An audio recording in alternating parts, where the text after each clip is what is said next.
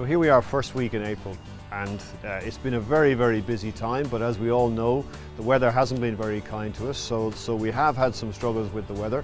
We're hoping now that things are really going to pick up weather-wise and allow us to get ready for racing, which is our immediate target now, which is May 11th we race. So 5 weeks from now, we'll be ready for racing, but between now and then there's still a lot of things to get ready. Since January, we've had a huge amount of work to do to get ready. The focus in terms of the program is what we call our sectional handover, which are the elements which we'll need for racing for 2018, and also then to allow the greater structure and completion of the greater program by Christmas of this year as well. So the elements that need to be ready for us for racing start really where we are today in the stable yard. And the stable yard now is fully finished. We are standing in the new stable yard, which has literally just been finished, and the last couple of snags being done over the next couple of days. The main yard was finished last year, and also Merlis yard got an upgrade and a facelift and a lot of renovation work, bringing it back up to standard as is required. So we'll now have 135 stables ready for racing for this year.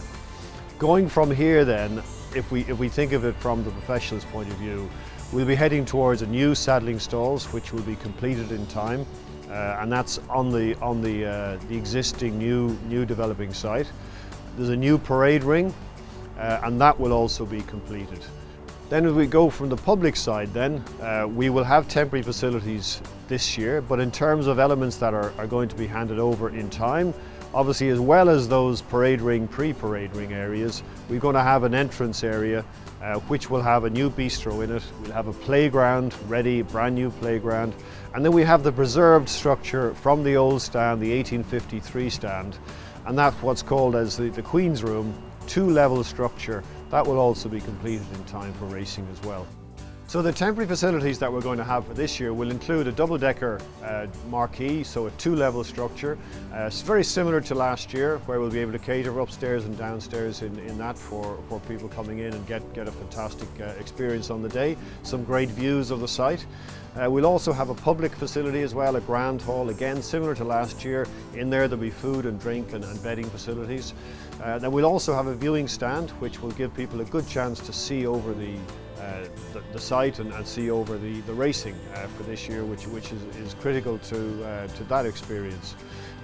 In terms then of the site itself, it's a different configuration to last year. So when people come, exterior it will look very similar, but once they come in, the whole positioning, the configuration is going to look different.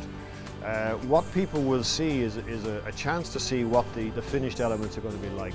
They'll also begin to see the grandstand developing out of the ground, and in fact by the time of the first race we should begin to see structures of the new roof being laid down. So at that stage we're going to see a lot of progress, and as we go through the racing season we're going to see the roof in particular get finished by the end of our season in September for the Champions Weekend. We should be pretty much done and dusted with the structure.